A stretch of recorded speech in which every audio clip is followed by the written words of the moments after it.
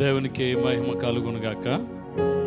మన ప్రభువును రక్షకుడైన యేసుక్రీస్తు ఘనమైన నామమున కూడివచ్చిన ప్రతి ఒక్కరికి మొట్టమొదటిగా ప్రత్యేకమైన వందనాలు. అందరూ బాగున్నారా? సరే, దేవునికి స్తోత్రం అని చెప్దాం. హల్లెలూయా.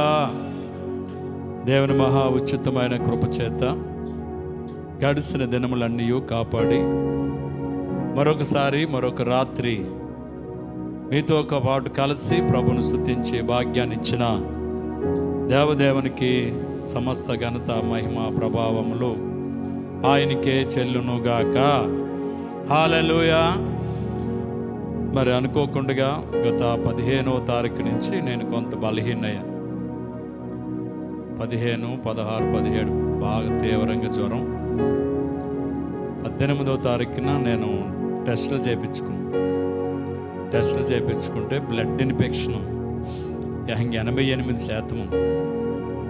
చాలా మరి హాస్పిటల్ అడ్మిట్ అవ్వాలి. కానీ డాక్టర్ గారు, అన్న ఇంటి దగ్గరే చేద్దాం, ఏం కాదులే, నువ్వు కంగారు పడుకు, టెన్షన్ పెట్టుకోకని 18వ తారీఖు నుంచి సెలన్లు పెట్టడం మొదలుపెట్టాడు. దేవుని కృపను బట్టి మొన్న శనివారం సాయంకాలం వరకు కూడా సెలన్లు పెడుతూనే ఉన్నాడు. ఆదివారం ఒకరోజు జస్ట్ ఇక్కడికి 11 గంటలకు బయలుదేరి వచ్చి 1 గంట మీతో గడిపి నేను వెళ్ళిపోయాను. మళ్ళా బయటికి వెళ్ళటం ఇదే. ఇక్కడికి వచ్చాను ఈ రాత్రి. దేవుని కృపను బట్టి దేవుడు ఆరోగ్యం ఇచ్చాడు. కొంత ఇంకా నీరసం ఉంటుంది, అయినా దేవుడే బలపరిచి తన పనులు వాడుకున్నట్లుగా మీరందరూ ప్రార్థించాలని ప్రభు పేరట మీ అందరికీ మనం చేస్తున్నాం. ఆయన కృప లేనిదే మనం ఏమీ చేయలేం. నిజంగా నేను హైదరాబాద్ వెళ్ళాలా, రిజర్వేషన్ చేయించుకుని అన్నీ క్యాన్సిల్ చేసుకోవాల్సి వచ్చింది. అంటే ఊహించినటువంటి బలహీనత నన్ను కృంగజేయాలని చూసింది, కానీ నా దేవుడు నన్ను బలపరిచాడు. గట్టిగా దేవునికి స్తోత్రం చెప్దాం. హల్లెలూయా. దుష్టులు అనేక రీతిలుగా మనల్ని శోధించడానికి చూస్తూ ఉంటారు, కానీ ప్రభు కృప మనల్ని ఏం చేస్తుందంటే ఆవరిస్తుంది. ఆ కృపే ఆవరించకపోతే మనం ఏమవుతామో మనకే తెలియదు. కాబట్టి దేవుడు తన కృప చేత కాపాడి మరొకసారి మనందరం కలిసి ప్రభును స్తుతించడానికి సమయాన్ని ప్రభు మనకిచ్చారు. ఇంతవరకు పాటలు పాడాం, ఆరాధన చేశాం.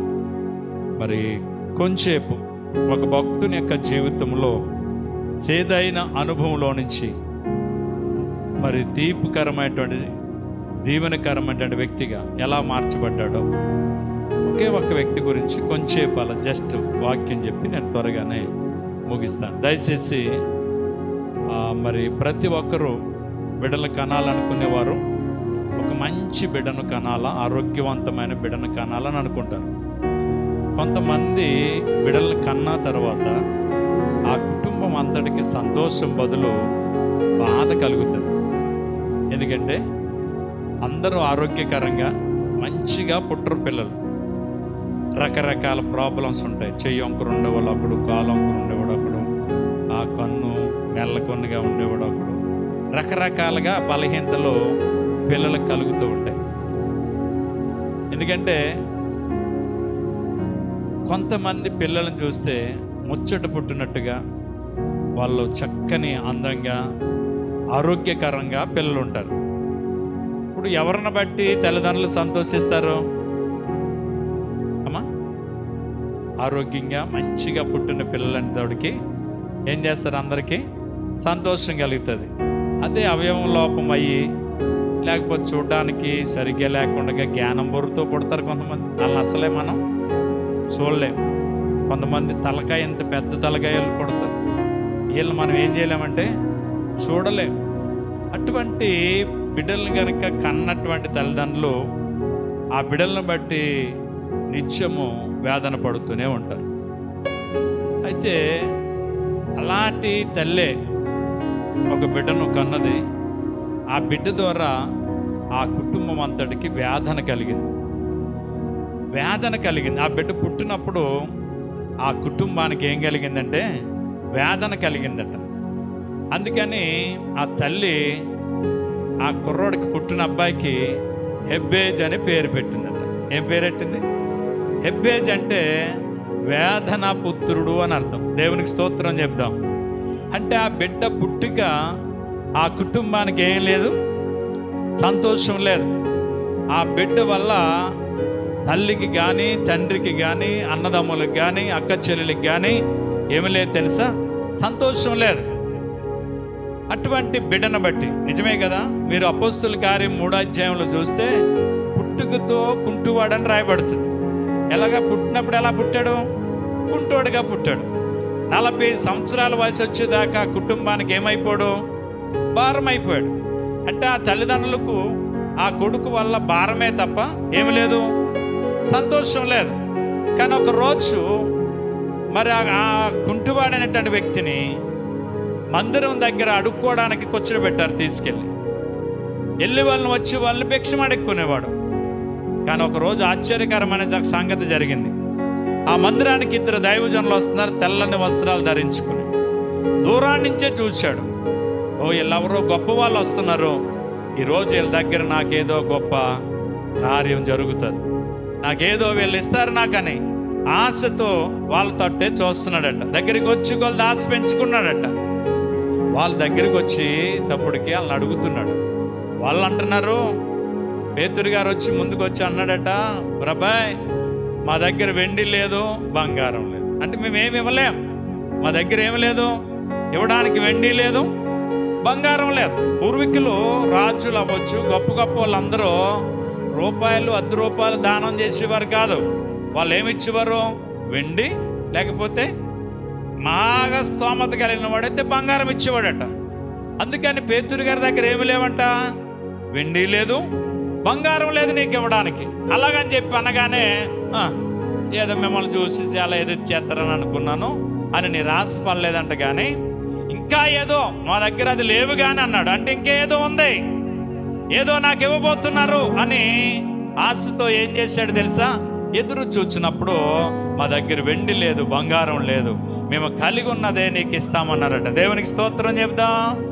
నేను కలిగి ఉన్నది నీకు ఇస్తాను అంటే వెండి బంగారమే కాకుండా ఇంకా బోల్డ్ ఈయన కలిగి ఉంటాడు, అదేదో నాకు ఇస్తాడంటని అలాగ ఆయన చేతి వైపు చూస్తుంటే ఆయన కుడి చెయ్య ఈయన కుడి చేయి పట్టుకుని అన్నాడట, నజరేయుడైన యేసు అధికార గల నామములో లేచి నిలువమన్నాడట. గట్టిగా దేవునికి స్తోత్రం చెప్దాం. హల్లెలూయా. ఎప్పుడైతే అలా చేపట్టుకుని లేచి నిలువమనగానే వాడు దిగ్గున లేచి నిలిచాడట. శీలమండులు బలము పొందాయట, నరములు సడలించబడ్డాయట. ఏం చేయటం మొదలెట్టాడు తెలుసా? నిలిచిన వ్యక్తి జాయిగా అడుగులేయటం మొదలెట్టాడు. తన బ్రతుకులో నడవలేనటువంటి వ్యక్తి, నిలవలేని వ్యక్తి ఒక రోజు దైవజనుడు యొక్క మరి ప్రార్థన ద్వారా అతడు ఏం చేయగలిగాడు తెలుసా? నిలబడగలిగాడు. అప్పటికి 40 సంవత్సరాల మనిషి కూర్చునే ఉన్నటువంటి వ్యక్తి ఇప్పుడు ఏమయ్యాడు తెలుసా? లేచి నిలిచాడు, నడిచాడు. నడిచినా కానీ బాగుంది, మళ్ళా గంతులేశాడు. గంతులేసినా సరే ఇంకా ఇంకా అని ఆ దైవజనులు 2 దేవాలయానికి వెళ్ళిపోతే వాళ్ళ వెనకాల పరుగిచ్చుకున్నాడట. పరుగున దేవాలయానికి వెళ్ళిపోయాడట. గట్టిగా దేవునికి స్తోత్రం చెప్తాం. అంటే 40 సంవత్సరాల తర్వాత అప్పుడు వరకు అందరికీ ఏం కలిగించింది అతని వల్ల? ఆ కుటుంబానికి, తల్లికి, తండ్రికి, సహోదరులకి, అన్నదమ్ములకు అందరికి ఏం కలిగింది? బాధే కలిగింది. ఎందుకు కన్నామా ఇన్ని? ఎందుకు దేవుడా మాకు ఇన్నిచ్చావు? ఎందుకు ఇలా మేము బాధపడాలా జీవితాంతమని ఎంతో వేదన పడ్డారు అతను బట్టి. కానీ ఒక రోజు యేసు శక్తి అతను ఏం చేసింది తెలుసా? కుంటితనాన్నిచ్చి ఆరోగ్యకరమైనటువంటి నడక నడచగలిగే వ్యక్తిగా దేవుని శక్తి అతను మార్చేసింది. గట్టిగా దేవునికి స్తోత్రం చెప్దాం. హల్లెలూయా. ముందు ధర్మం చేసిన వాళ్ళు అందరూ మందిరంలో ఉన్నారు. వాళ్ళందరూ చూసి ఇందాక ఇటు డబ్బులు అడుక్కున్నవాడే కదా, ఇందాక ధర్మం చేస్తే మనల్ని ధర్మం అడిగినోడే కదా, ఎలా నడిచి వచ్చాడు అడుగుతుంటే అతను అన్నాడు, నజరేయుడైన యేసు నన్ను స్వస్థపరిచాడు. గట్టిగా దేవునికి స్తోత్రం చెప్తాం. హల్లెలూయా.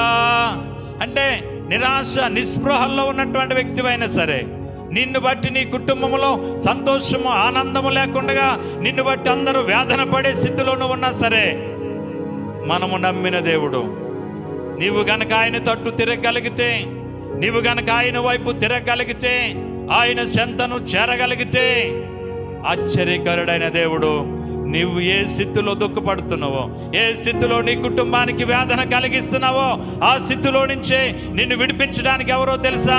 నా దేవుడు సమర్థుడు. గట్టిగా దేవునికి స్తోత్రం చెబుదా. హల్లెలూయా. ఆ కుంటువాన్ని ఆశ్చర్యకరుడైన దేవుడు ముట్టి స్వస్థపరిచాడు. వాడిని చూడగానే తల్లిదండ్రులంట ఎగిరి గంతేశారు.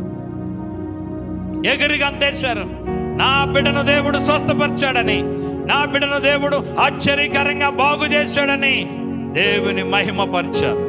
ఈ రాత్రి దేవుని సన్నిధానములో వాక్యాన్ని వింటున్న ప్రియ సహోదరి సహోదరులరా, హెబేజు అనేటువంటి భక్తుని జీవితంలో మనం చూస్తే, అతడు వేదనాపుత్రుడు. అతనికి తల్లే పేరు పెట్టింది వీడు దుఃఖపుత్రుడు అని. వీడి వల్ల వేదన తప్ప సంతోషం లేదు అని. అన్నదమ్ములందరూ కూడా వీడిని బట్టి సంతోషించట్లేదు. ఇటువంటి వ్యక్తి ఒకరోజు తాను చేసిన పని ఏంటి తెలుసా? దినవృత్తాంతాల మొదటి గ్రంథం 4వ అధ్యాయం 9వ వచనం నుంచి చదువుదాం. హెబేజు తన సహోదరులందరికంటే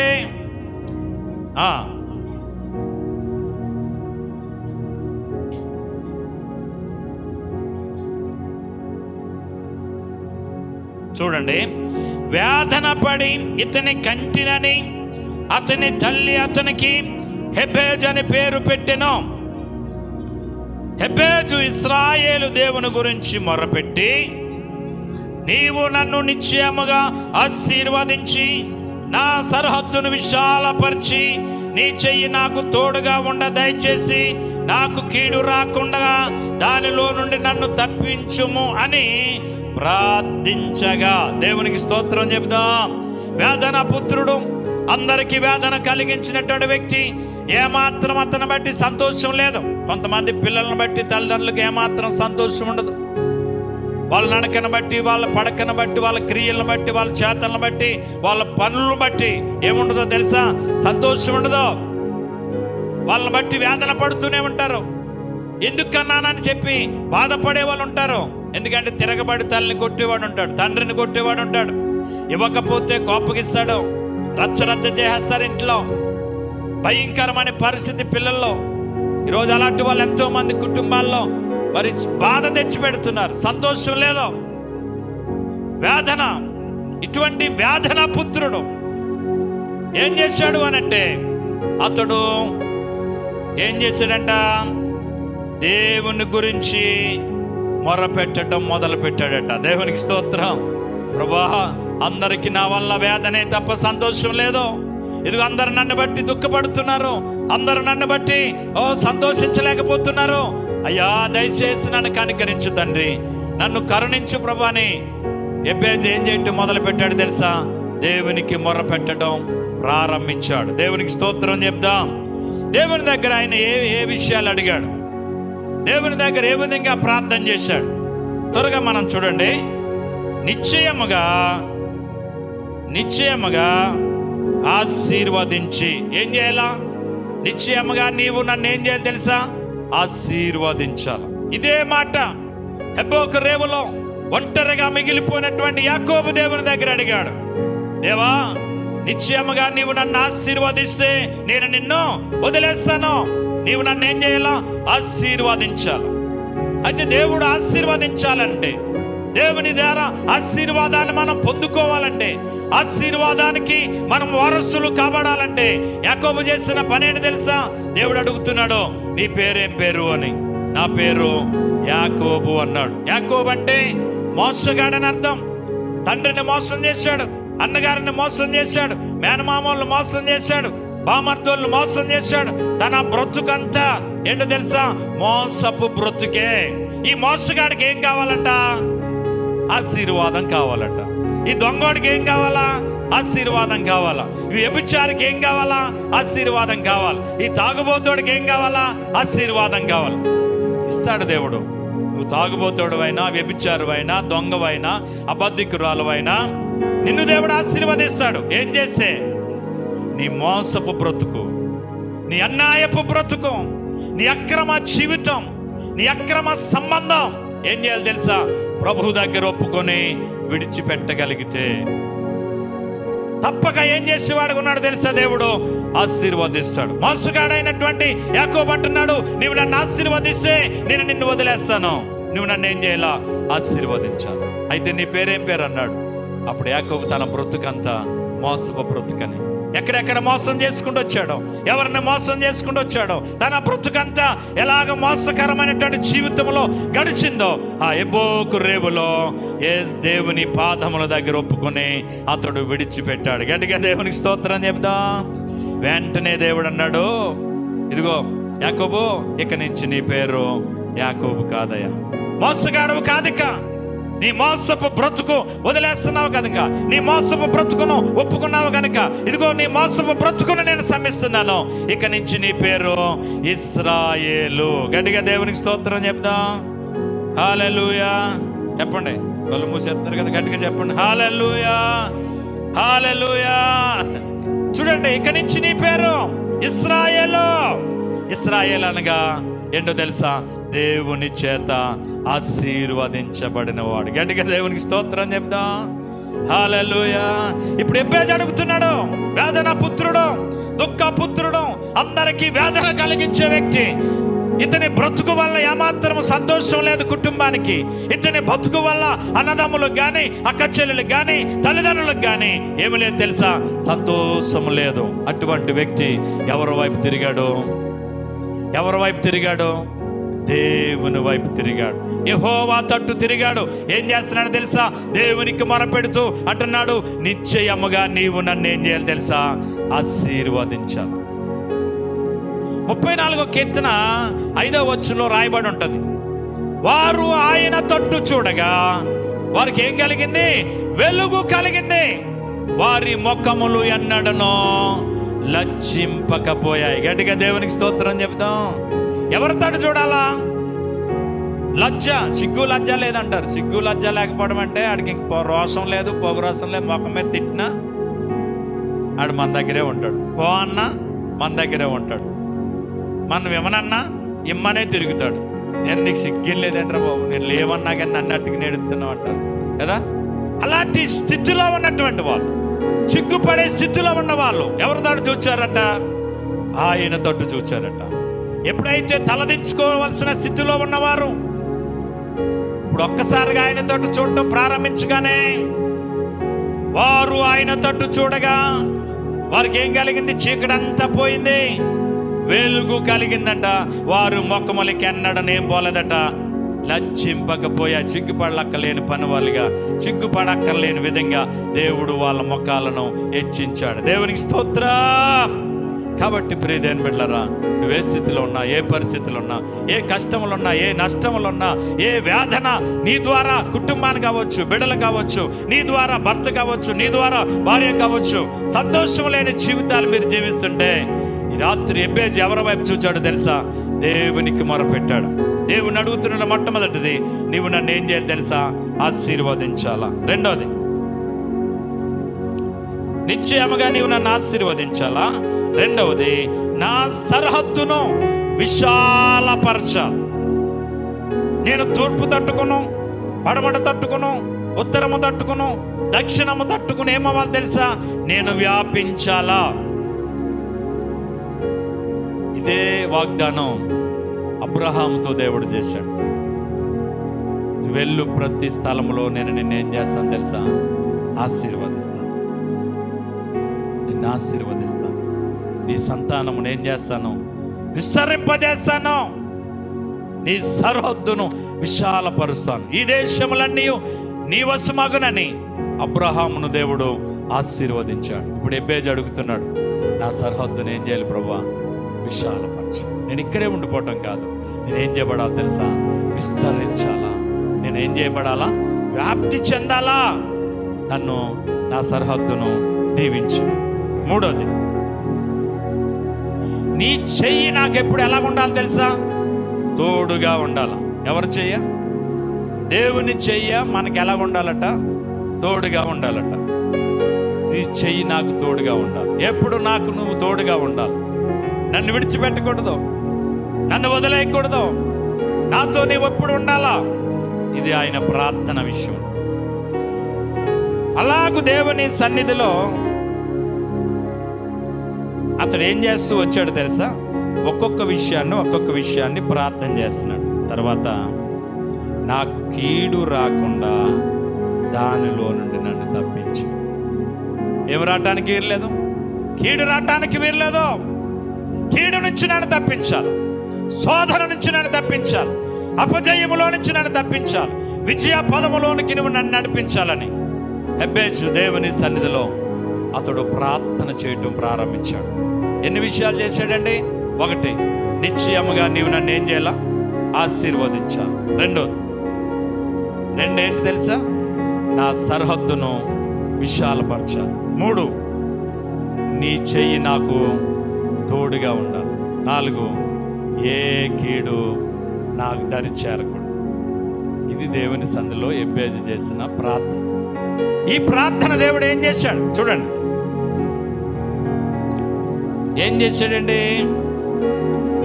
తప్పించమని ప్రార్థింపగా దేవుడు అతడు మనము చేసిన దానిని అతనికి దయచేసిన. గట్టిగా దేవునికి స్తోత్రం చేద్దామా? హల్లెలూయా. చూడండి, దేవుడు సన్నిధిలో తాను ఏ విషయం కొరకైతే ప్రార్థన చేశాడో అతడు అడిగిన విషయాలన్నీ దేవుడు ఆయనకి జరిచేశాడట. అడిగితే ఏం చేస్తానన్నాడు దేవుడు? మత్తయి సువార్త 7:7 చెప్పాడు, అడుగుడి మీకు ఇవ్వబడను, వెదకుడి మీకు దొరుకునన్నాడు, తట్టుడి మీకు తీయబడను అన్నాడు. అడుగు ప్రతివాడు పొందుకుంటాడు అన్నాడు. దేవునికి స్తోత్రం చెప్తాం. హల్లెలూయా. హెబెజు అడిగినటువంటి అన్నింటినీ హెబెజుకు దేవుడు అనుగ్రహించాడు. నా ప్రియ సహోదరి సహోదరులరా, మనం ఆరాధిస్తున్న దేవుడు, మనం ప్రార్థిస్తున్న దేవుడు, మనం చేస్తున్న దేవుడు, మనం ఏదైతే అడుగుతామో అది ఇవ్వడానికి ఎవరో తెలుసా? సమర్థుడు.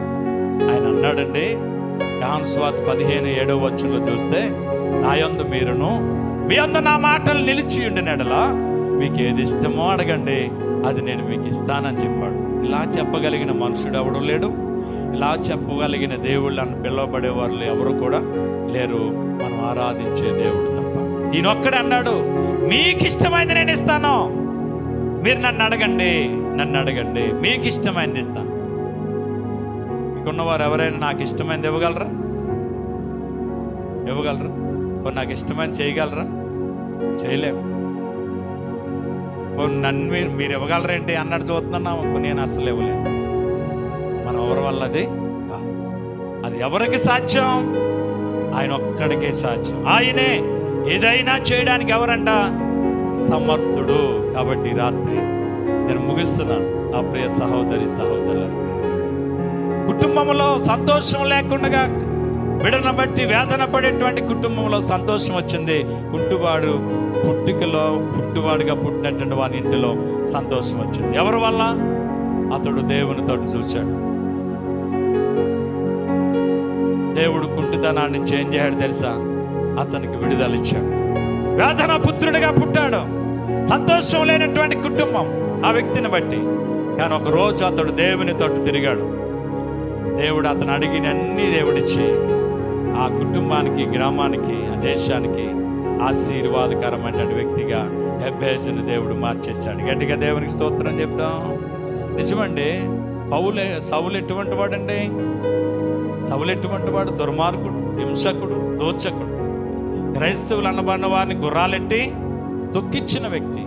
కానీ ఒకరోజు దేవుడు అతను దర్శించగా, గుర్రం మెంచి గుడ్డోడుగా తల్లకిందులుగా కింద పడ్డ తర్వాత 3 రోజులు అతడు గుడ్డివాడిగా ఉన్న తర్వాత, అననీయల్లి ప్రార్థించిన తర్వాత, అతని కళ్ళల్లో నుండి పొరల వంటి పొరలు రాలిన తర్వాత, అతడు బాప్తిసం తీసుకున్న తర్వాత సౌలు ఎలా మారిపోయాడు? పౌలుగా మారిపోయాడు. గట్టిగా దేవునికి స్తోత్రం చెప్దాం. ఇప్పుడు ఏం చేయించుకున్నాడు? ఎవరినైతే కొట్టాడో వాళ్ళ చేత రాళ్ళ దెబ్బలు తిన్నాడు, ఏడవబడ్డాడు, గొడవబడ్డాడు. కోపం లేదు, తాపాలు లేవు.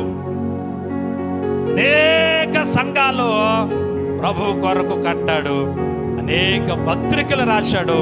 ప్రభు కొరకు చివరికి ఏమైపోయాడు తెలుసా? ప్రాణాన్ని బలిగా పెట్టేశాడు. సరే, ఒకప్పుడేమో దోషకుడు, హింసకుడు, దుర్మార్గుడు, కానీ ప్రభు అతన్ని దర్శించగా పౌలుగా మారిపోయాడు. పౌలు దేవుని కొరకు బ్రతికాడు, దేవుని కొరకు జీవించాడు, దేవుని కొరకు ప్రకటించాడు, దేవుని కొరకు సువార్తను చాటించాడు, అనేక ఆత్మలను ప్రభు కొరకు రక్షించాడు, అనేక సంఘాలు కట్టాడు, అనేక సంఘాలను బలపరిచాడు. చివరికి ప్రభు కొరకు ప్రాణం పెట్టేశాడు. గట్టిగా దేవునికి స్తోత్రం చెప్తాం. ఒకసారి మనలో మార్పు వచ్చిందా? ఏమంటే మనలో మార్పు వచ్చిందా? ఇన్ని సంవత్సరాలు అయింది ప్రభుని నమ్ముకుని, మనలో మార్పు వచ్చిందా? వాళ్ళందరూ మారారే, మరి మనం ఎందుకు మారలేకపోతున్నాం? మనం ఎందుకు హేయమైన క్రియలు విడిచిపెట్టలేకపోతున్నాం?